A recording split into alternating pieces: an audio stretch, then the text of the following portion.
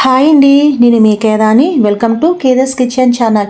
ఈరోజు వీడియోలో నేను ఎగ్ పరాటా రెసిపీని చూపించబోతున్నాను. సో ఇది మార్నింగ్ బ్రేక్ఫాస్ట్కి చాలా అంటే చాలా హెల్దీ కూడా.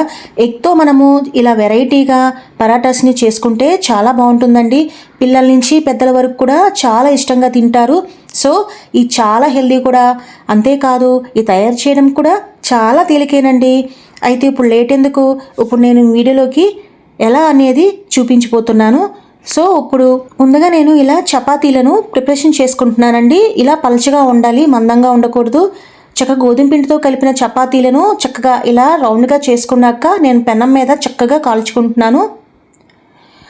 మనకి నైట్ మిగిలిపోయిన చపాతీలు ఉన్నా కూడా ఈ రెసిపీ మనం చక్కగా తేలిగ్గా యూస్ చేసుకోవచ్చండి.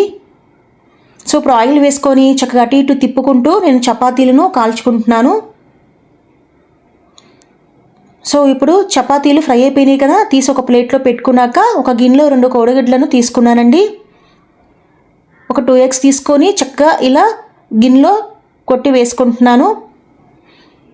ఆ తర్వాత అందులోకి నేను కాస్తంత కొత్తిమీర వేసుకుంటున్నానండి. కొత్తిమీర వేసుకుంటే చాలా బాగుంటుందండి టేస్ట్. 1/2 స్పూన్ అంత ఉప్పు, 1/2 స్పూన్ అంత పసుపు, 1/2 స్పూన్ అంత కారము, అలాగే మిరియాల పొడి 1/2 స్పూన్ వేసుకొని చక్కగా ఇలా బీట్ చేసుకుంటున్నానండి. సో బాగా ఇలా బీట్ చేసుకోవాలి. మొత్తం అంతా కలిసేలాగా ఇలా బీట్ చేసుకున్నాను కదా. ఇప్పుడు నేను చపాతీలు రెడీ చేసుకున్నాను కదా, వాటిని చక్కగా ఇలా ముంచి బాగా మునిగేలాగా ఇలా ముంచిన తర్వాత ఇప్పుడు నేను హీట్ ఎక్కిన ప్యాన్లో చక్కగా చపాతీలను, ఎగ్ పరాటాలను ఇలా వేసేసుకుంటున్నాను. సో నేను ఆయిల్ కూడా ఎక్కువగా యూస్ చేయలేదండి. ఇలా ఒక్కసారి తిప్పుకొని చక్కగా అందులో ఆయిల్ వేసుకుంటూ అటు ఇటు తిప్పుకుంటూ మీడియం ఫ్లేమ్ మీద చక్కగా నేను ఇలా చపాతీలను కాల్చుకుంటున్నానండి.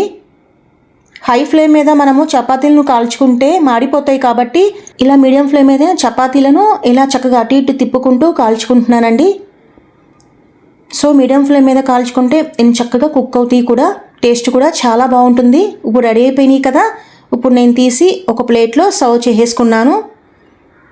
సో మీకు అటు ఇటు తిప్పి చూపిస్తున్నాను చూడండి, చాలా బాగున్నాయి కదా.